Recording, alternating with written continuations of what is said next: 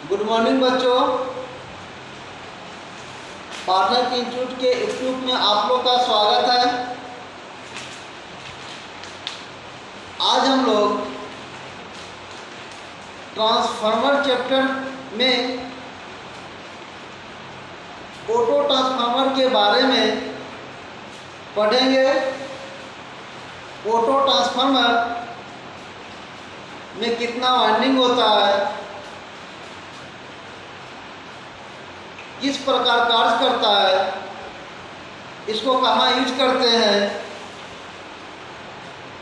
ये सभी को जानकारी प्राप्त करेंगे।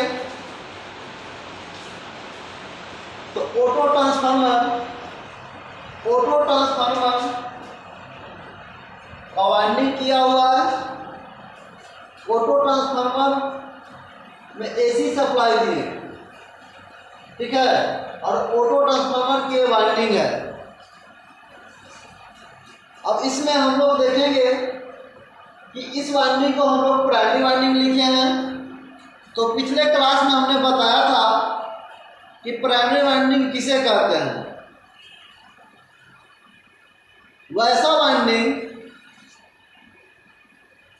जिसमें हम लोग सप्लाई देते हैं, वैसा वाइंडिंग जिसमें हम लोग सप्लाई देते हैं उसे प्राइमरी वाइंडिंग कहते हैं। देखिए यहाँ से हम लोग एसी सप्लाई दिए और ये वाइंडिंग में सप्लाई गया, तो ये जो वाइंडिंग हुआ जिसमें हम लोग सप्लाई दिए हैं उसको बोलेंगे प्राइमरी वाइंडिंग। ट्रांसफार्मर में एक ही वाइंडिंग होता है और उस वाइंडिंग में प्राइमरी और सेकेंडरी दोनों वाइंडिंग होती है। ट्रांसफार्मर में एक ही वाइंडिंग होता है और उसी में प्राइमरी भी होता है और उसी में सेकेंडरी भी होता है, जो हम आपको अभी बता रहे हैं। तो देखिए जिस वाइंडिंग में हम लोग सप्लाई दिए, तो ये देखिए वाइंडिंग है, यहाँ से सप्लाई दिए, ये पूरा वाइंडिंग में सप्लाई जा रहा है। इसका मतलब यहाँ से यहाँ क्या होगा, प्राइमरी वाइंडिंग होगा। अब प्राइमरी वाइंडिंग से बीच में टैपिंग करके लोड को जोड़ दिए। तो जहाँ से हम लोग टैपिंग किए हैं, देखिए यहाँ से हम लोग टैपिंग किए हैं और इसके बाद लोड जोड़े, तो ये जो हो जाएगा यहाँ से यहाँ, इसको बोलेंगे सेकेंडरी वाइंडिंग। ये जो हो गया आपका सेकेंडरी वाइंडिंग हो गया।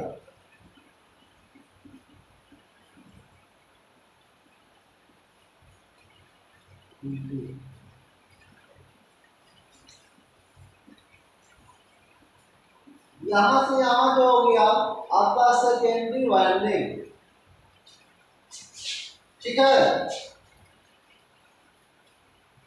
देखिए जिसमें हम लोग सप्लाई देते हैं उसे प्राइमरी वाइंडिंग, इसमें सप्लाई दिए ये प्राइमरी वाइंडिंग हो गया। और जिसमें हम लोग देते हैं जिस वाइंडिंग, जहाँ से टैपिंग करके, जिस वाइंडिंग में टैपिंग करके उस वाइंडिंग से जो लोड देते हैं, ये हो जाएगा सेकेंडरी वाइंडिंग।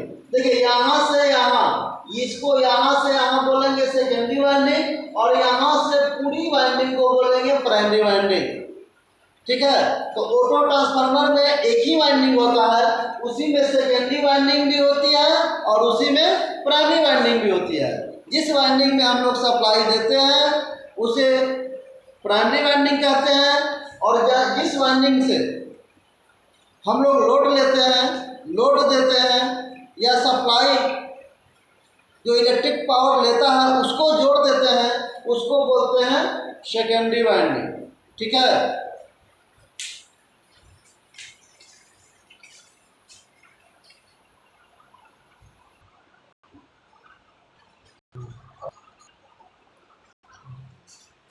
तो ऑटो ट्रांसफार्मर में एक ही वाइंडिंग होता है, ठीक है, और एक ही वाइंडिंग में प्राइमरी भी होता है और सेकेंडरी भी होता है।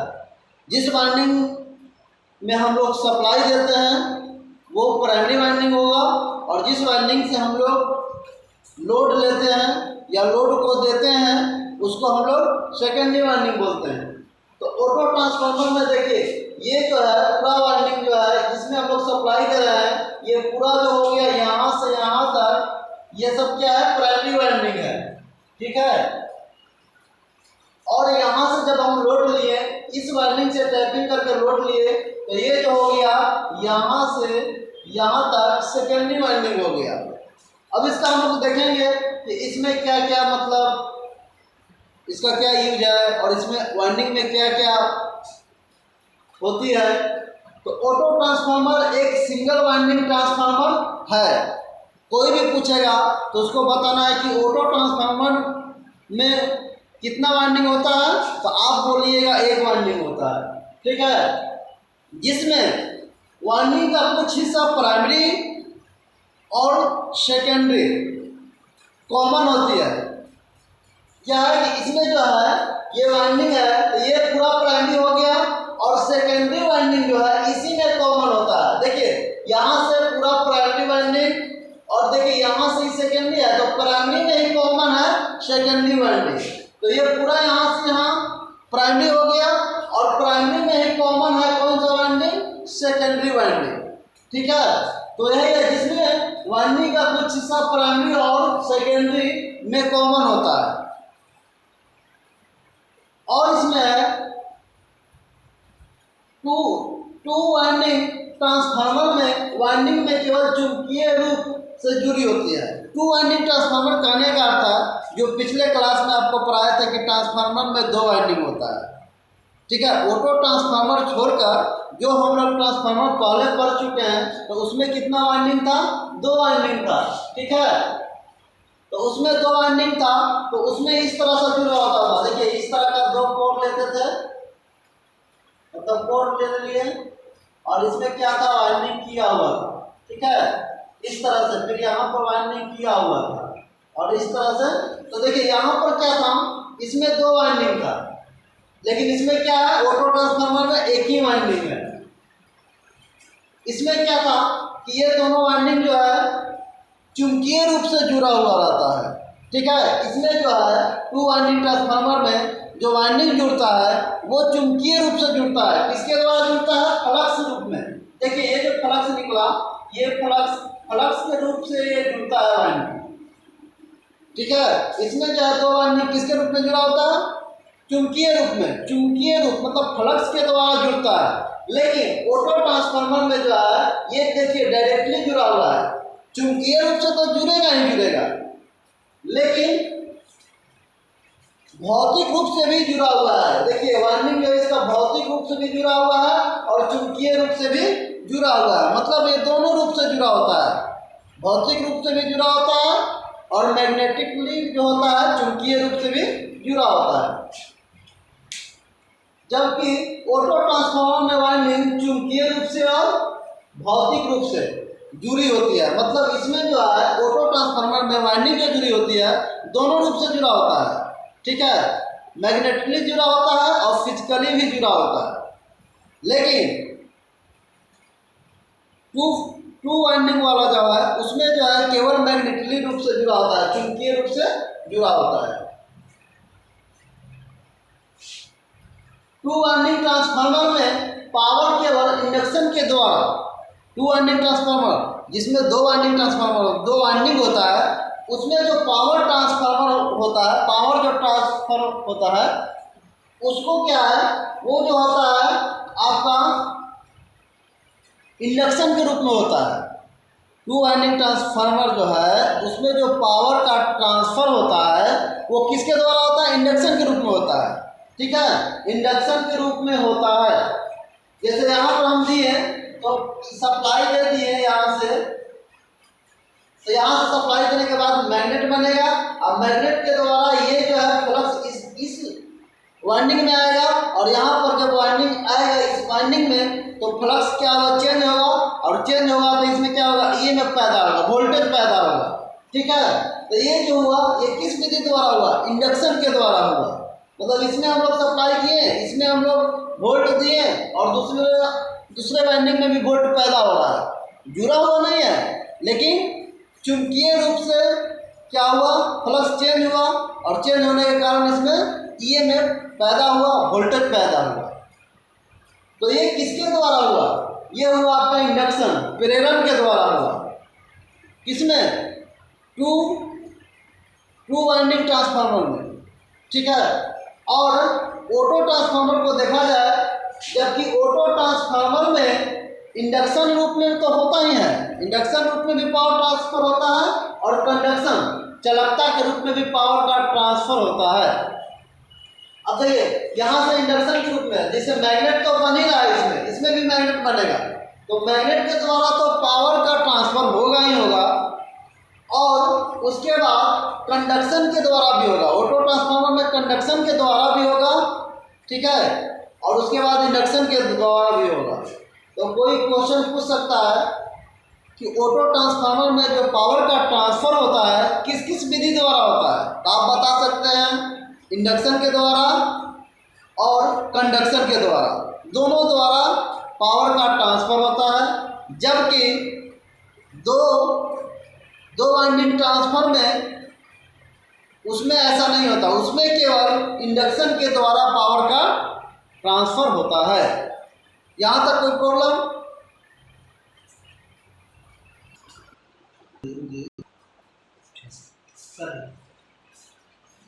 अब ऑटो ट्रांसफार्मर को हम लोग देखेंगे कि इसका यूज जो करते हैं किस लिए यूज और कहाँ किया जाता है।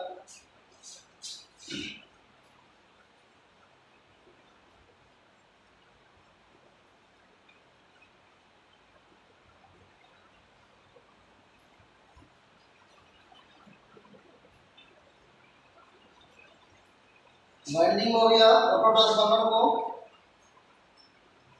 और इसमें हम लोग सप्लाई दे दिए, एसी सप्लाई दे दिए, ठीक है। अब इसमें देखिए एक टैपिंग होता है ऑटो ट्रांसफार्मर में, वेरिएबल वोल्टेज पाने के लिए इस वाइंडिंग में हम लोग टैपिंग करते हैं, हर एक वाइंडिंग पर टैपिंग होगा।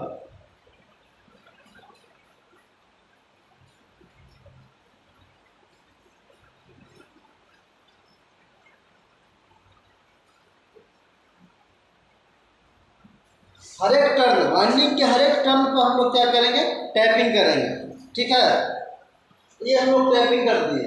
इसके बाद यहाँ से हम लोग क्या करेंगे, वोल्टेज को जितना हमको चाहिए आवश्यकता अनुसार प्राप्त करने के लिए, ठीक है, प्राप्त करने के लिए एक वहाँ पर स्विच लगाते हैं, ठीक है, और स्विच के द्वारा हम लोग फिक्स करते हैं कि हमको कितना वोल्टेज चाहिए, उस टर्न पर ले जाकर छोड़ देते हैं तो हमको उतना वोल्टेज प्राप्त होता है।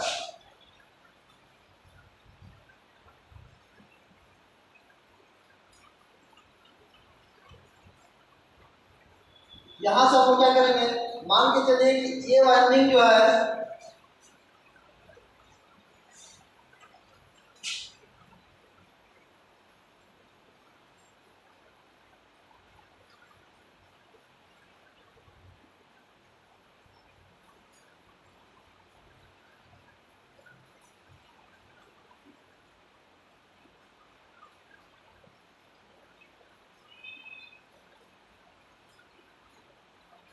इस तरह से टैपिंग करते हैं, ठीक है।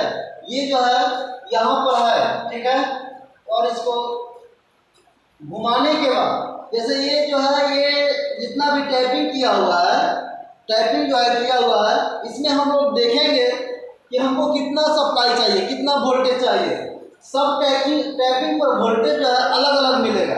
यदि यहाँ पर रहेगा तो उसका वोल्टेज अलग रहेगा, उसके नेक्स्ट वाले टैपिंग पर रहेगा तो वहाँ वोल्टेज अलग रहेगा, उसके बाद वाले टैपिंग पर रहेगा तो वहाँ वोल्टेज अलग रहेगा। तो हम लोग देख लेते हैं किस तरह से वोल्टेज इसका बढ़ता है। जैसे मान के चलिए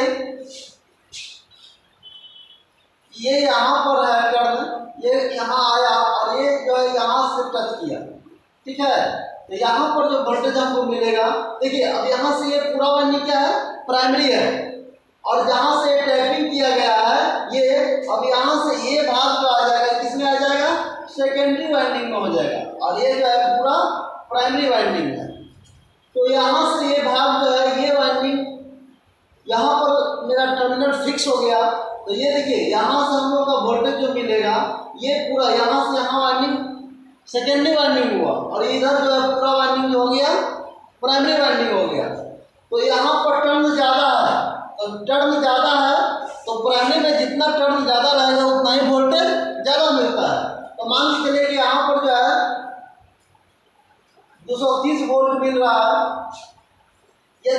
को फिर ये क्या किए, कट कट कट घुमा दिए, और घुमाने के बाद ये टर्मिनल फिर यहाँ आ गया। ठीक है, तो यहाँ आ गया, तो यहाँ पर जो था ये पार्ट से मिला हुआ था, तो हमको कितना मिला था, 230 वोल्ट। लेकिन अब ये जो है टर्न की संख्या यहाँ पर सेकेंडरी में घट गया। पहले यहाँ टर्न की संख्या ज़्यादा था, अब घट के यहाँ पर आ गया, तो यहाँ पर वोल्टेज हमको और डाउन मिलेगा। मान के चलिए कि यहाँ पर कितना मिला, 220 वोल्ट। उसके बाद फिर इसको घुमाए, कट कट कट, तो फिर आ गया कि यहाँ पर मान के चलिए यहाँ से हट कर कहाँ आ गया, यहाँ आ गया। ठीक है, यहाँ मिल गया इस टर्मिनल पर। ठीक है, यहाँ पर, तो यहाँ हमको और कम मिलेगा क्योंकि सेकेंडरी में करंट की संख्या और कम हो गया। तो यहाँ पर मान के चलिए कि हमको कितना मिल गया, 40 वोल्ट मिल रहा है।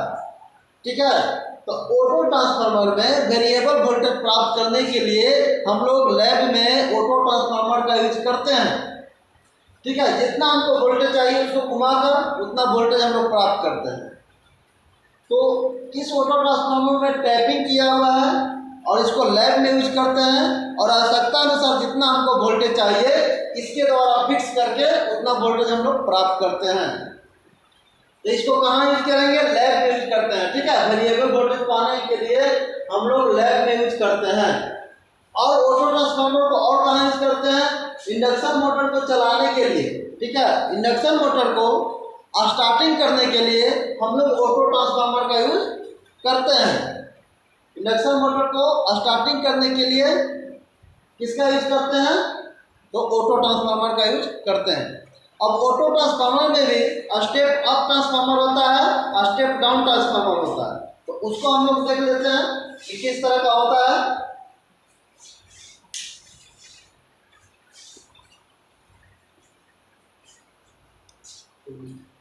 अब देखिए ऑटो ट्रांसफार्मर में हम लोग देखते हैं पहले स्टेप अप ट्रांसफार्मर। ठीक है,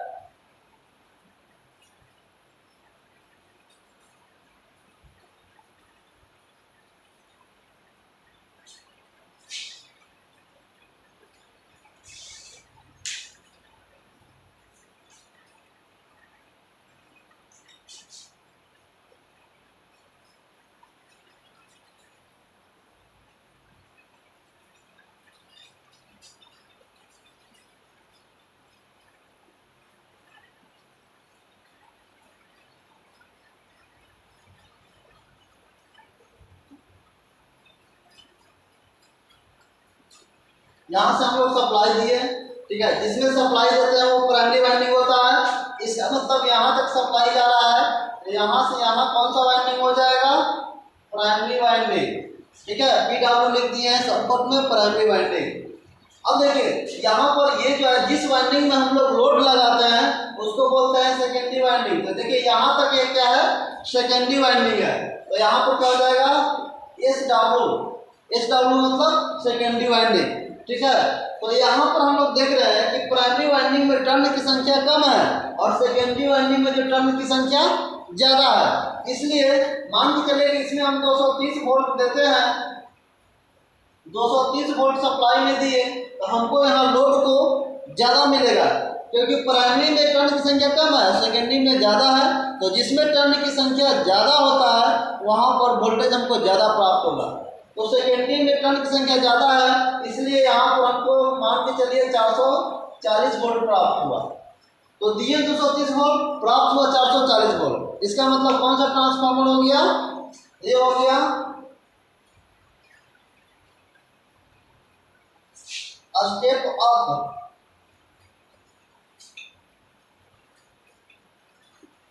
step up auto transformer.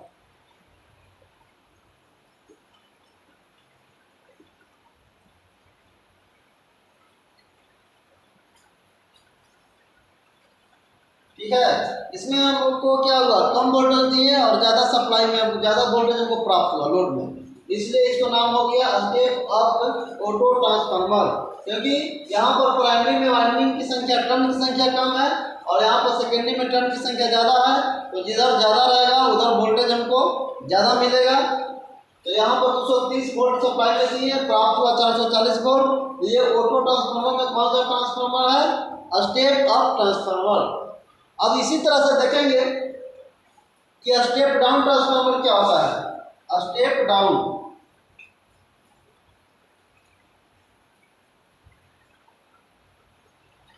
Step down auto transformer, इसमें देखिए क्या हो जाएगा।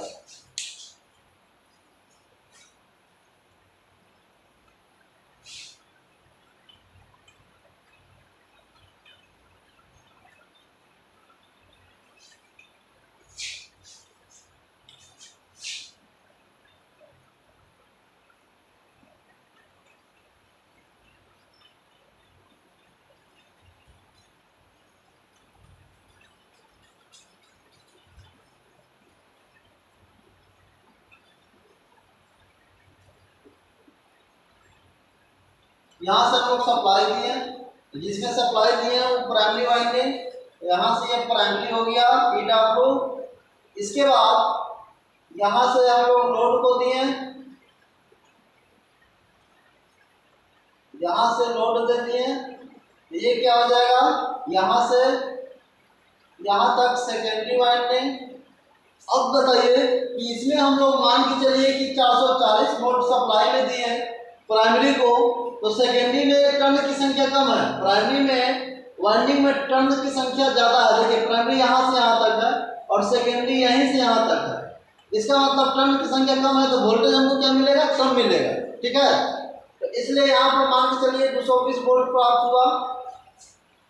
तो स्टेप डाउन में क्या होता है, प्राइमरी में टर्न की संख्या ज़्यादा और सेकेंडरी में कम हो।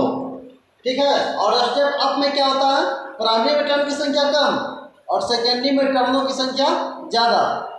ठीक है, तो इस तरह से यहाँ पर हम लोग को 440 वोल्ट सप्लाई दिए और प्राप्त कितना हुआ, 220 वोल्ट। तो ये कौन सा ट्रांसफार्मर हो गया, स्टेप डाउन ऑटो ट्रांसफार्मर। अब ट्रांसफार्मर का हम लोग वोल्टेज रेगुलेशन देखेंगे, इसमें वोल्टेज रेगुलेशन किस तरह से होता है। ठीक है,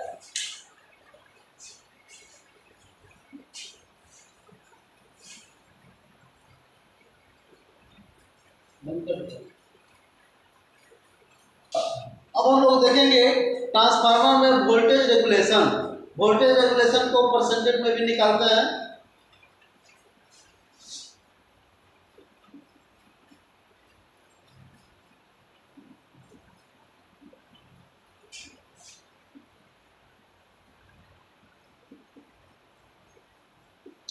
वोल्टेज रेगुलेशन मतलब वोल्टेज रेगुलेशन क्या होता है, इसके बारे में हम लोग जानकारी लेंगे। ठीक है, वोल्टेज नियामक, इसको बोल सकते हैं हिंदी में वोल्टेज नियामक।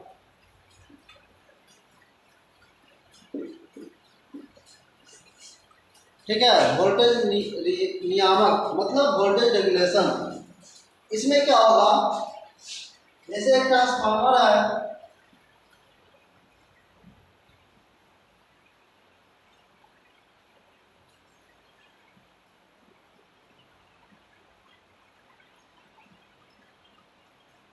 इसमें वाइंडिंग हम लोग कर दिए,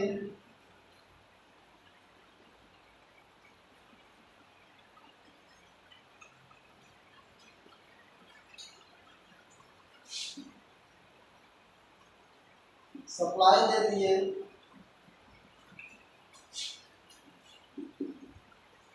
सप्लाई में मान के चलिए कि 230 वोल्ट हम लोग दे रहे हैं और इधर लोड लगा दिए।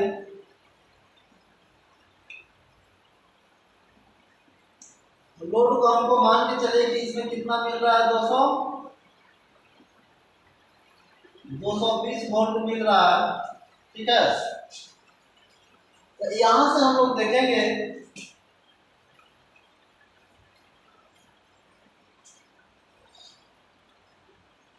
यहां से हम लोग देखेंगे कि 230 वोल्ट दिया गया और हमको आगे जो मिल रहा है वो मिल रहा है 220 वोल्ट और टर्न की संख्या इधर और टर्न की संख्या इधर, जो वाइंडिंग किया गया है वही वाइंडिंग इधर भी है और वही वाइंडिंग इधर भी है। मतलब टर्न की संख्या भी सेम है और वाइंडिंग जो किया गया है वो सभी चीज सेम है। इसमें दिए 230 वोल्ट, प्राप्त हुआ 220 वोल्ट। 10 वोल्ट क्या हो गया, 10 वोल्ट को जो कमी हो रहा है, यहाँ पर 230 वोल्ट हम लोग दिए हैं और मिला 220 वोल्ट, तो हमको यहाँ से 10 वोल्ट की कमी हो गई।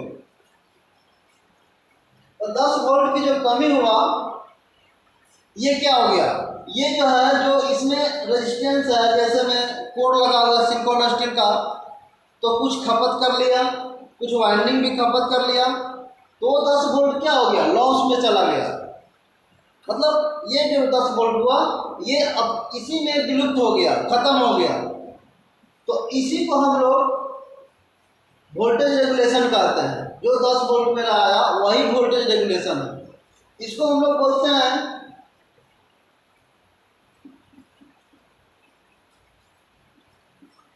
No load voltage. यहां लिखते हैं no load voltage. No load voltage कितना है, 230 वोल्ट। यहां लोड दे दिए, इसका मतलब फुल लोड वोल्टेज।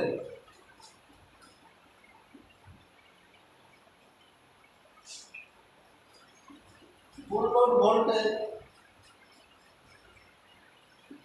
ये कितना है, 220 वोल्ट। तो no load voltage, no load पर मेरा 230 वोल्ट था, जब लोड दे दिए तो कितना हुआ, 220 वोल्ट हुआ।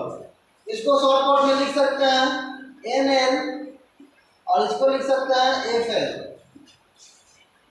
ठीक है, मतलब नो लोड वोल्टेज और फुल लोड वोल्टेज। तो वोल्टेज रेगुलेशन निकालने के लिए फॉर्मूला हो जाएगा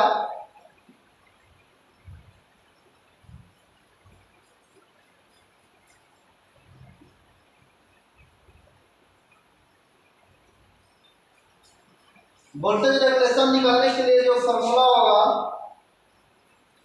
वो होगा no load voltage minus full load voltage बटे full load voltage. No load voltage minus full load voltage बटे फुल लोड वोल्टेज, ये हो गया वोल्टेज रेगुलेशन। यदि इसको परसेंटेज में निकालना हो तो इसमें केवल 100 से गुणा कर देंगे, तो ये होगा वोल्टेज रेगुलेशन परसेंट में आ जाएगा। ठीक है, तो वोल्टेज रेगुलेशन परसेंट में आ जाएगा no load voltage minus full load voltage बटे फुल लोड वोल्टेज। अब यहाँ से हम लोग वोल्टेज रेगुलेशन परसेंटेज में निकालेंगे, तो 230 माइनस 220 बटे 220 इंटू 100। यहाँ पर 10 बटे 220 इंटू 100, एक जीरो से एक जीरो कैंसिल, इसका मतलब 100 बटे 22। अब इसको कैंसिल करके काट कर देखना है पॉइंट में कितना आ रहा है वोल्टेज रेगुलेशन। ये आपका हो जाएगा,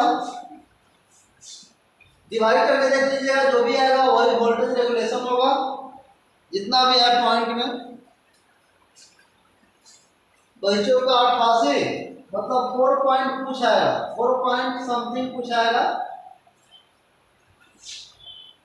तो ये होगा आपका voltage regulation, no load voltage और फुल लोड वोल्टेज बटे फुल लोड वोल्टेज इंटू 100, तो परसेंटेज में मेरा आ जाएगा वोल्टेज। ठीक है, वोल्टेज रेगुलेशन। तो इस तरह से हम लोग ऑटो ट्रांसफार्मर देखें, ऑटो ट्रांसफार्मर में कितना वाइंडिंग होता है, और स्टेप अप ऑटो ट्रांसफार्मर किस तरह का होता है, स्टेप डाउन ऑटो ट्रांसफार्मर किस तरह का होता है, वोल्टेज रेगुलेशन क्या होता है, ये चीज के बारे में हम लोग जानकारी प्राप्त किए।